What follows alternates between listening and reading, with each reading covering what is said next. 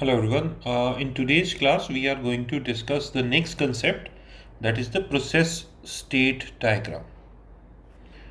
Process state diagram. Now, as we have gone through the different states through which a process transit from its creation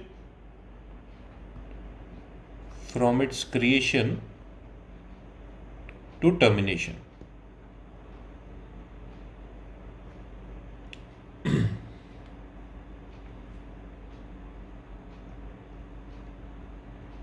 From creation to termination, the different states that we have just discussed in the last lecture, in the last video. So now we are going to explain what are these different state means. So the very first state was the new state. The new state. So what is a new state? So new state means that the process is under creation. It is not created yet, it is under creation. Okay, so under creation means that it is being shifted to the main memory. Now we have different types of memory. For example, we have the secondary memory, which is also known as the hard disk. Then we have the main memory, which is also known as the RAM. So when the process moves from the secondary memory to the main memory, and this transition process, during this transmission, the process will be known as in the new state. So we will say a process is in new state when it is going from secondary memory to the main memory. Okay, it is being shifted to the main memory. So process is being shifted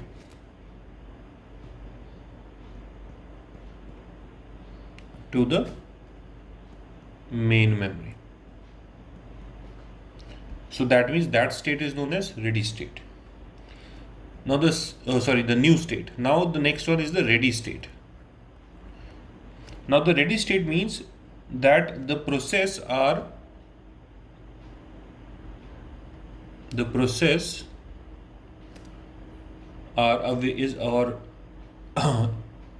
the processes are available in the main memory. So once the main memory has the processes, we will say that the process is in ready state. So all the processes that are available in the main memory are ready. Then there is a running state. Running state. Now running state means that the CPU will select any one process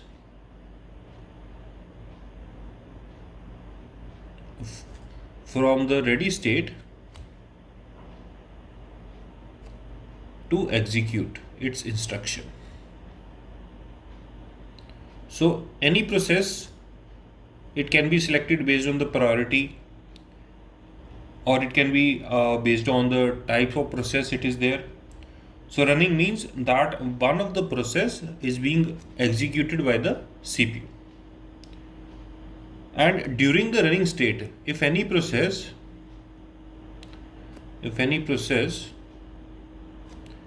requires IO device, that means any process requires any of the IO devices, then the process will move to the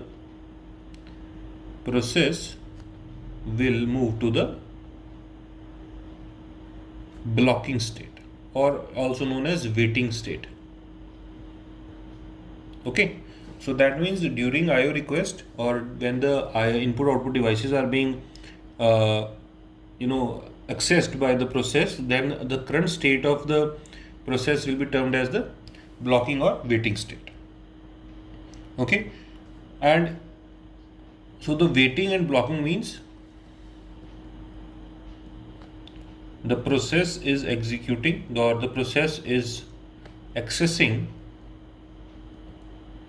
the IO devices. Okay, and if the IO operation gets completed, or when it is completed, when operation is complete, then it will move back to ready state. It can go to ready state if the remaining instructions are pending, or it can also move to the termination state if it is completed. Termination state if process executes completely.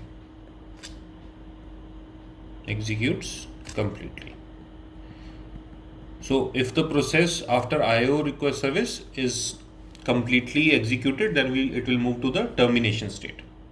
Okay. Now we look at the state process state diagram. So if we consider all these different states, there are other states also, suspended ready and suspended wait. We'll come to that in a minute.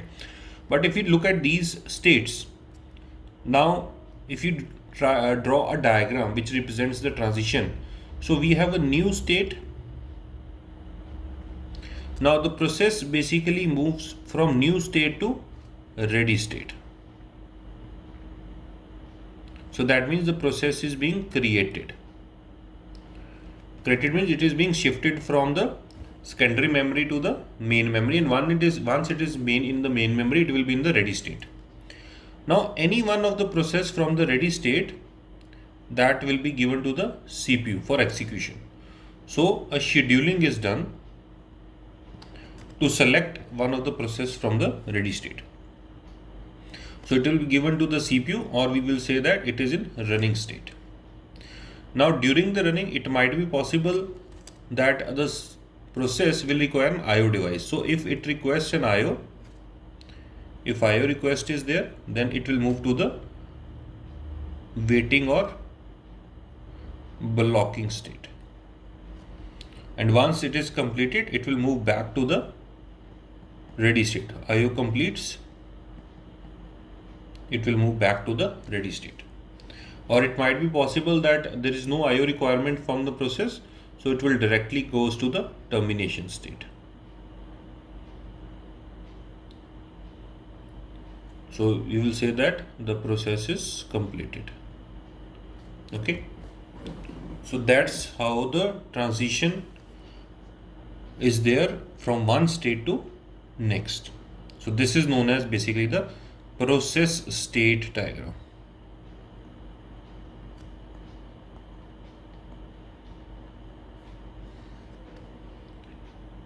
So from the new state, the process moved to the ready state. So we'll just try to number it. So initially it is in the new state, then it goes to the ready state, then running state, and after that it can move to either waiting or termination. Okay. So this is your process state diagram. And if you look at the diagram clearly, I am going to use a word here. It is a non-preemption process. Non-preemption.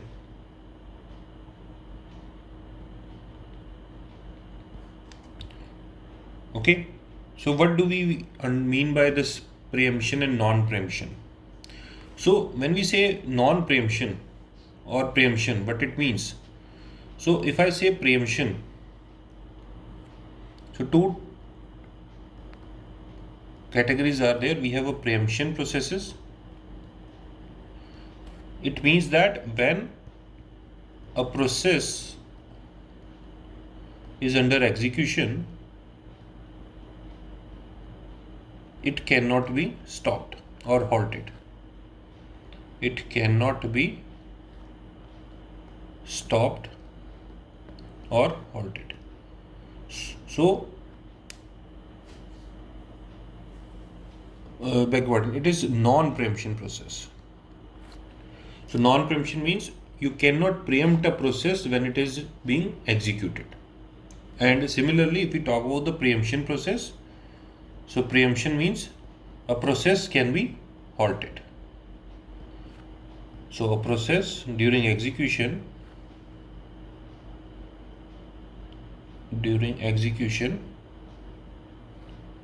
can be halted. So the previous diagram, that is for the non-preemption. That is, once the process is being allocated to the CPU, it has to either complete or move to the waiting state. When we talk about the preemption process, so a process during execution can be halted. So during execution means it is in the CPU.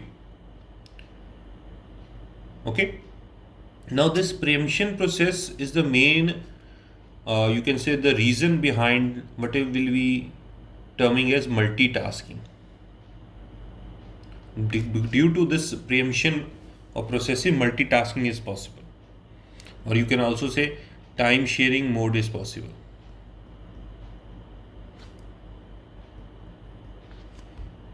Okay, so if we try to draw the process state diagram for the preemption process, so what's the difference will be? So initially new state will be there, then the process moves to the ready state, then it goes to the running state, then it can either go to the waiting or to the termination.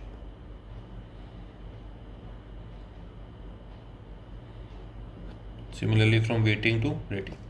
So this was the non-preemption one, but for preemptive there is one more arrow from running to ready. So this is for preemption.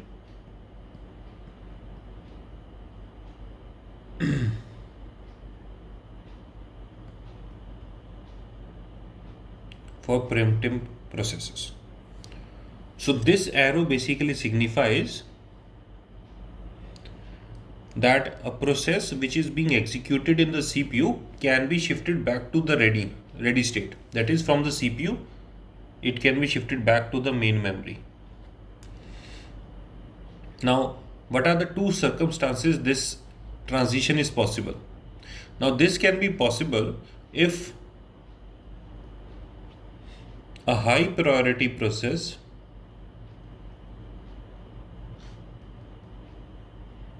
arrives in the main memory. So that means if a process comes in the main memory which is of high priority as compared to the one which is currently executing, so the high priority will preempt the low priority. So the high priority process will preempt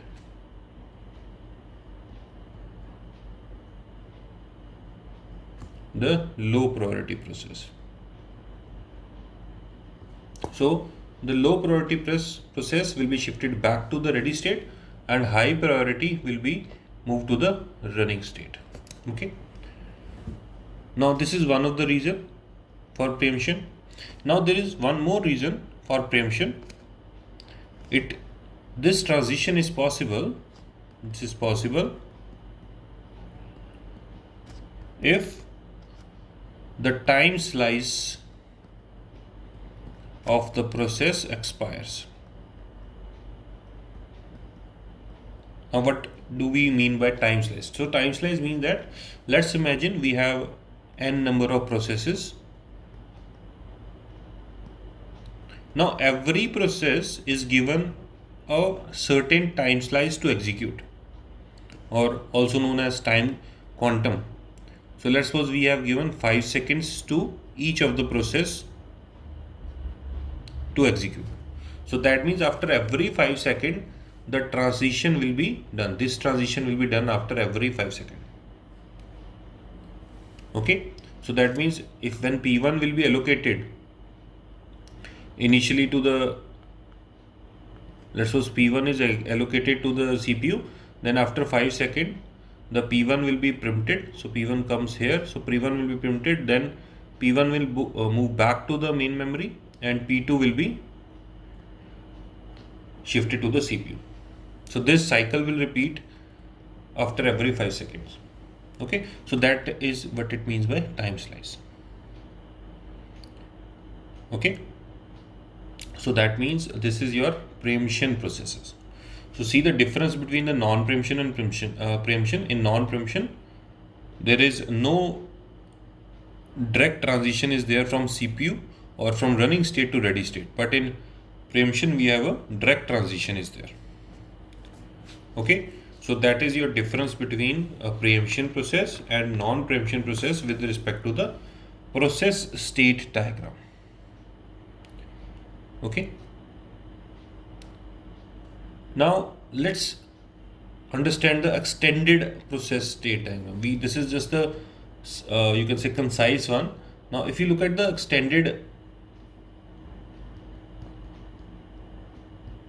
process state diagram,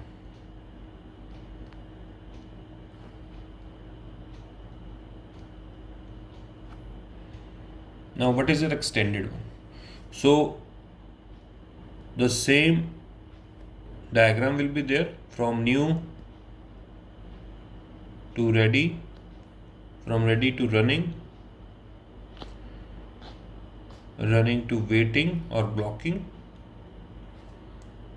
to termination, and from running to ready. This is for your preemption one. But there are two more states associated with it. One is known as suspended ready.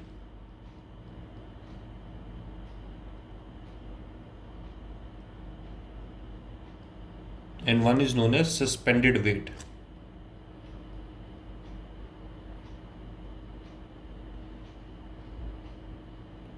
Now what these suspended ready and suspended wait means? Now you see, when the process is in the ready state, waiting state, or even running, that means the process is already available in the main memory, right? That is the RAM. So that means ready, running, waiting, the process is in the main memory or the RAM itself. Now we know that the size of the RAM is very limited. So when large number of processes are there in the main memory, so size can be a constraint for it.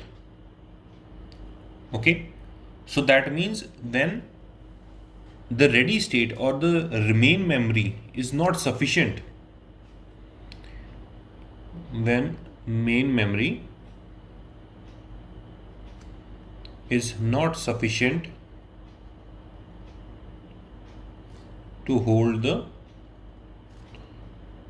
processes,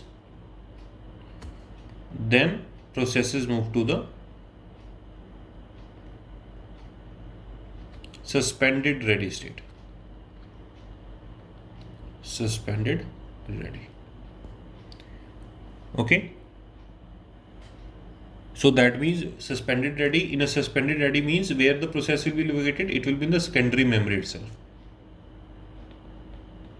Okay, so it will be moved back to the secondary memory. Okay, and whenever the main memories get freeze, the processes from the suspended ready will be brought back into the ready state, into the main memory. So that means once the resources are available in the main memory, the processes are brought back into the main memory from the suspended ready state. And the similar reason is with the suspended wait state. Waiting means the processes are in the main memory. So that means there are no resources, no spaces there in the main memory. So it will be shifted to the secondary memory. And whenever the space is available in the main memory, the process will be brought back into the waiting state. Okay. So that is your suspended ready state and suspended wait state. Okay, so that means it is available in secondary memory only. And why we have to shift to the secondary suspended ready and suspended wait? Because of lack of resources. Lack of resources means size of main memory can be reduced. Okay. So this is your extended process state diagram. Okay. Now there is a term here that usually comes in the exam is about the context switching. Context switching. Okay.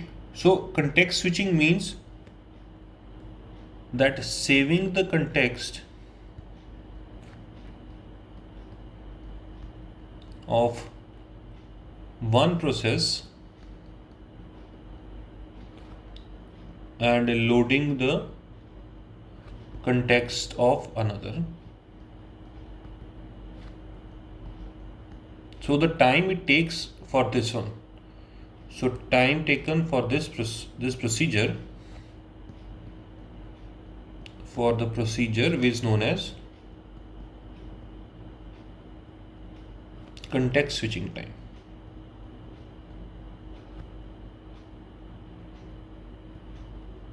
Okay, so that means when one process is being executed, now when it is preempted, the context of the process is saved, and for that some time is consumed, and the next process is loaded. So this time is known as context switching. Now for context switching, at least two processes should be there. That is important. At least two processes are required. Okay, because one process cannot have a context switching. Now even though the states are changing, when we say about the context, context means the information in the process control block.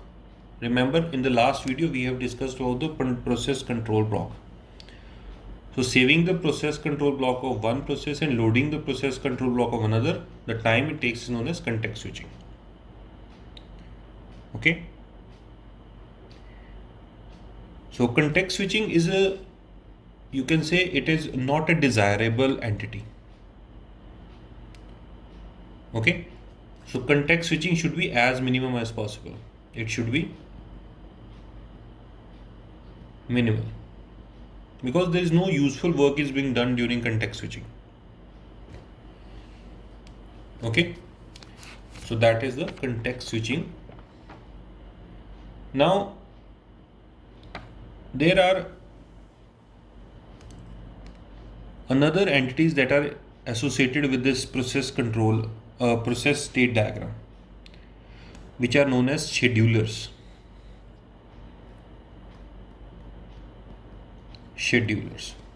Now we have three types of schedulers. We have long-term scheduler. Now long-term schedulers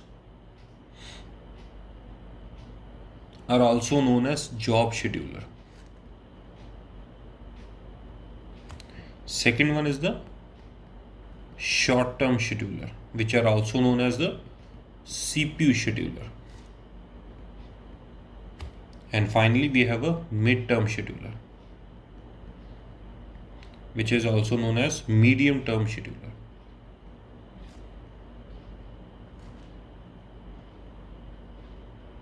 Okay.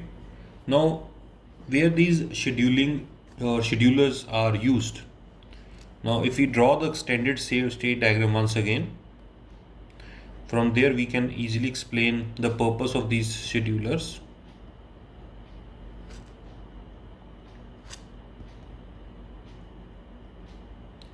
We have a running state, waiting state, then from the ready to suspended ready,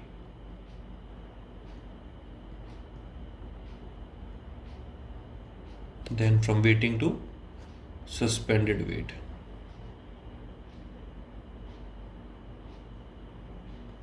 And from running to termination.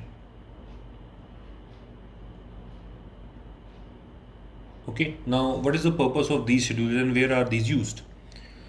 So the long-term scheduler is basically known as the job scheduler, and it is responsible for bringing the processes into the main memory. So that means the long-term scheduler is being used to bring the processes into the memory. Okay, so from new to ready state, long-term scheduler is there, which is responsible for creating the processes. When we talk about the short-term scheduler, that is to selecting one of the process from the ready state and giving it to the CPU, or in the running state. So from ready state to running state, which type of scheduler is used? Short-term scheduler. And if we talk about the mid-term scheduler, it is used for suspended ready and suspended wait state. That is, which processes to move from the suspended ready to suspended wait. So these are the three types of schedulers which are used in the operating system. So it is a long-term scheduler, that is the one that is creating the jobs. Okay, so long-term scheduler is basically responsible for bringing the jobs into the memory. And this mid-term scheduler, the mid-term scheduler is also known as swapper, because its main job is to swap the processes only. Okay, and one more term is there, degree of multi-programming. Degree of multi-programming associated with it. So what is degree of multi-programming? So as the name itself suggests, it is number of jobs present in the main memory. Present in main memory. So number of jobs in the main memory. So who controls the number of jobs in the main memory? It is the long-term scheduler.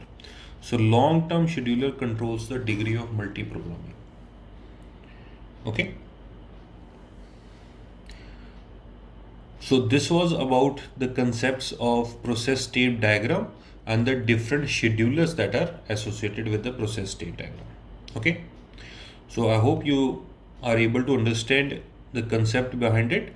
And if you still have any questions, so you can post it in the comment box, and the notes are also available in the link provided in the description. Okay, and stay tuned for the next video for the scheduling. We will go through about the scheduling that is done, different types of schedulings that are there. Okay, so in the next video, we'll do about the CPU scheduling. Okay, everyone, thank you.